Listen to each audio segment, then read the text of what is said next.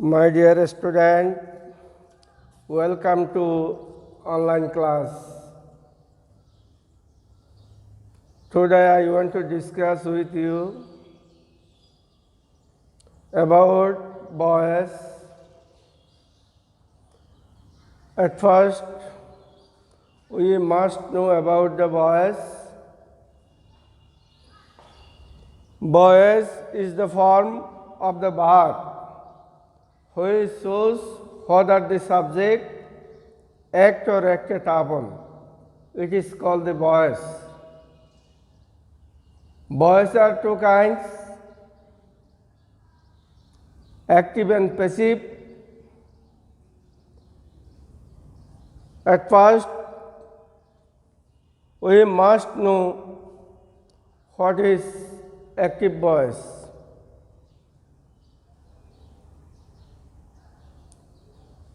Active voice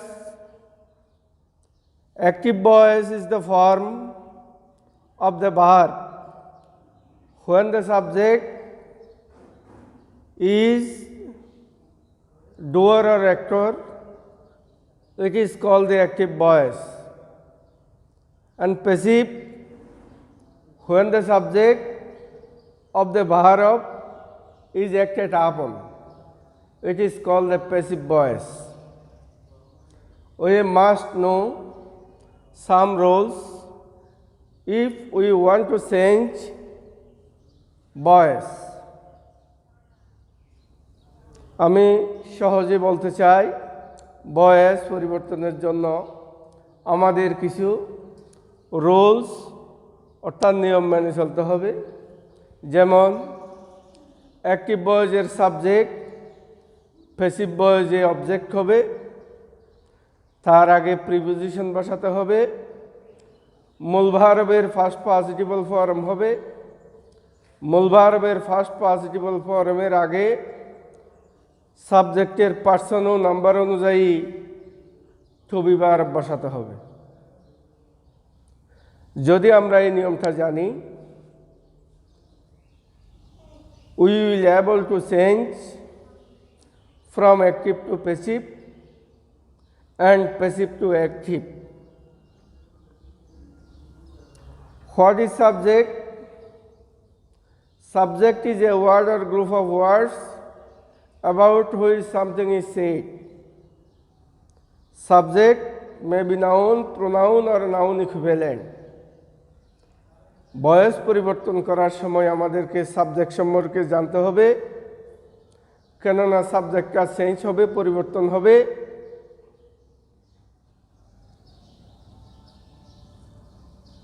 subject may be noun, pronoun or noun equivalent. তাহলে what is noun? Noun is the name of anything. Pronoun is a substitute word of noun. And noun equivalent. Noun equivalent is originally a verb which is used as a subject in a sentence like noun. যদি আমরা subject সম্পর্কে আমাদের পুরোপুরি ধারণা না থাকে, তাহলে আমরা বয়স শেষ করতে আমাদের জন্য কষ্টকর হবে। তাই আমাদের প্রথমে সাবজেক্ট সম্পর্কে জানতে হবে। Noun is the name of anything. যে কোনো কিছুর নাম হলো নাউন। এই নাউনটা সাবজেক্ট থেকে যখন অবজেক্ট হবে তখন অবিকল, এটার কোনো পরিবর্তন হয় না। সাবজেক্টে যেরকম ছিল সেরকমই রয়ে যাবে। Pronoun is a substitute word of noun. নাউনের পরিবর্তে যে ওয়ার্ড বা শব্দ ব্যবহৃত হয় তাকে প্রোনাউন বলে। এই pronoun, only three kinds of pronoun. Pronoun is a substitute word of noun. Only four kinds of pronoun are used. as a subject. They are personal pronoun, impersonal or indefinite pronoun, interrogative pronoun, and demonstrative pronoun. আমরা সচরাচর দেখি সাধারণত personal pronoun যেটা বেশি বয়সে ব্যবহৃত হয়। Personal pronoun হলো 6টি: I, we, you, he, she, they. এই 6টি পার্সোনাল প্রোনাউন সাবজেক্ট থেকে অবজেক্ট হয় নিম্নলিখিতভাবে। আইটা অবজেক্ট হয়ে যায় মি, উইটা হয়ে যায় আস, ইউটা ইউ থেকে যায়, হিটা হিম হয়ে যায়, শি হার, দে দেম। এভাবে আমরা সাবজেক্টকে অবজেক্টে রূপান্তর করতে পারি। Now I want to discuss about Boyle's change of imperative sentence.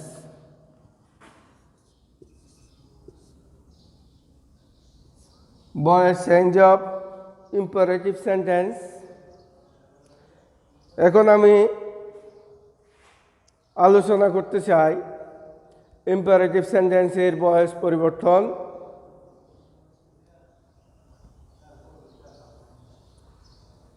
Imperative sentence হলো যে সেন্টেন্স দ্বারা কোনো কিছুর আদেশ, নির্দেশ, উপদেশ, অনুরোধ, প্রস্তাব ইত্যাদি বোঝায়, তাকে ইম্পারেটিভ সেন্টেন্স বলে। ইম্পারেটিভ সেন্টেন্স গঠন প্রণালীকে আমি তোমাদের উদ্দেশ্যে বলতে চাই। ইম্পারেটিভ সেন্টেন্সে সাধারণত সাবজেক্টটা উজ্জ্ব থাকে, কেননা ইম্পারেটিভ সেন্টেন্সের সাবজেক্ট সবসময় সেকেন্ড পারসনে থাকে, এই জন্য সাবজেক্টটা উজ্জ্ব থাকে। এটার গঠন প্রণালী স্ট্রাকচার হলো বার প্লাস অবজেক্ট। আমরা সাধারণত 8 পদ্ধতিতে ইম্পারেটিভ সেন্টেন্স গঠন করতে পারি। এই 8 পদ্ধতি হলো মেইন বার প্লাস অবজেক্ট,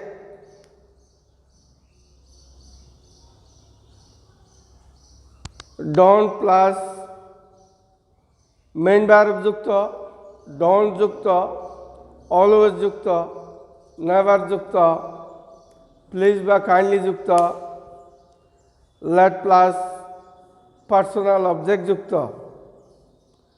এই 8 প্রকারের ইম্পারেটিভ সেন্টেন্স 8 পদ্ধতিতে গঠিত হয়। যদি আমরা ইম্পারেটিভ সেন্টেন্সে অ্যাক্টিভ থেকে প্যাসিভ ভয়েস করতে চাই, তাহলে আমাদেরকে প্রথমে লেট বসাতে হবে, তারপর অ্যাক্টিভ ভয়েসের অবজেক্টটা বসবে,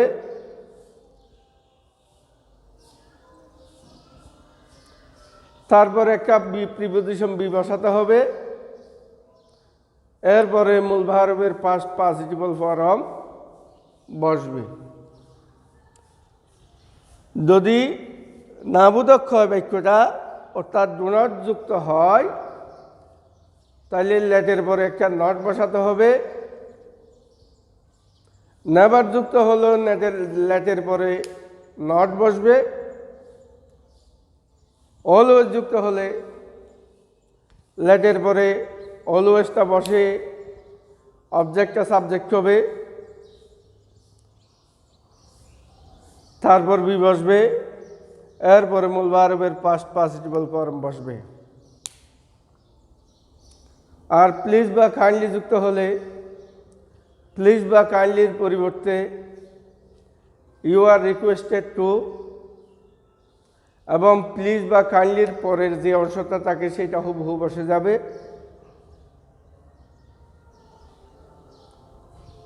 অথবা লেট বসবে, তারপর অ্যাক্টিভ ভয়েসের অবজেক্ট বসবে, বি বসবে, মূল ভার্বের পাস্ট পার্টিসিপল বসবে, শেষে প্লিজ বা কাইন্ডলি বসিয়ে দিলে তখন হয়ে যাবে।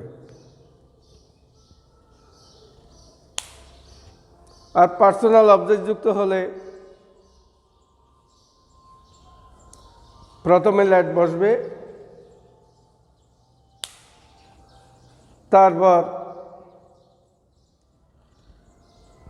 অ্যাক্টিভ ভয়েসের অবজেক্ট বসবে, অবজেক্টের সাবজেক্টিভ ফর্ম বসবে, বি বসবে, মূল ভার্বের ফার্স্ট পার্টিসিপল ফর্ম বসবে, এরপরে টু অথবা ফর বসবে, তারপর পার্সোনাল অবজেক্টে যেরকম আছে সেরকম বসে যাবে।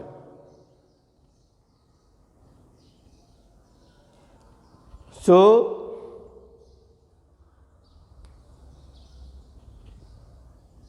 I want to discuss with you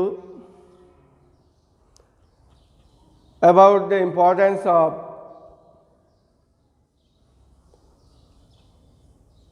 voice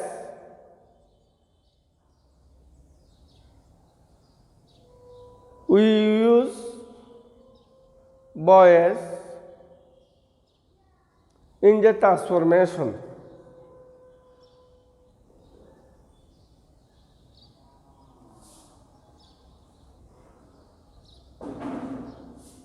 আমরা যখন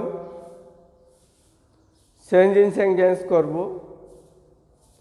এই চেঞ্জিংয়ের মধ্যে আমাদের ব্যবস্থা করতে হবে। অনেক দিন পর, দীর্ঘ লকডাউনের পর প্রায় বছর অতিক্রান্ত হলো। আমরা আশা করেছিলাম এই বছর পুরোদমে আমরা আমাদের শ্রেণী কার্যক্রম চালিয়ে যেতে পারব, কিন্তু করোনা পরিস্থিতি অনুকূলে না থাকার কারণে সম্ভব হচ্ছে না।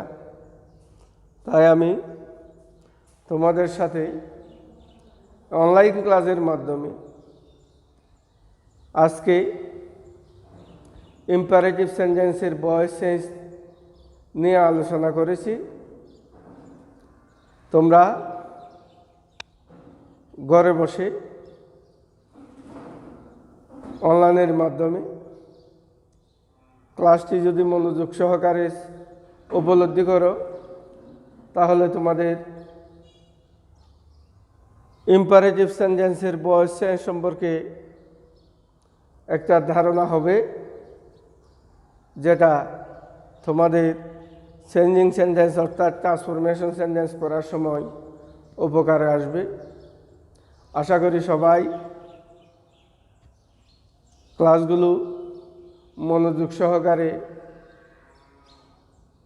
উপলব্ধি করবে এবং বাড়িতে বসে বসে এগুলো করার জন্য চেষ্টা করবে।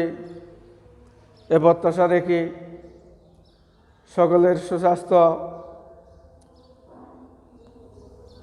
কামনা করে এবং করোনাকালীন সময়ে সকলকে ঘরের মধ্যে বসে পড়ালেখা চালিয়ে যাওয়ার আহ্বান জানিয়ে আমি আমার অনলাইন ক্লাস এখানেই সমাপ্তি ঘোষণা করলাম এবং আগামীতে আমি ইন্টারোগেটিভ সেন্টেন্সের ভয়েস নিয়ে তোমাদের সাথে আলোচনা করব। এই প্রত্যাশা রেখে আজকের মতো ইতি টানলাম। সবাইকে ধন্যবাদ। Thank you.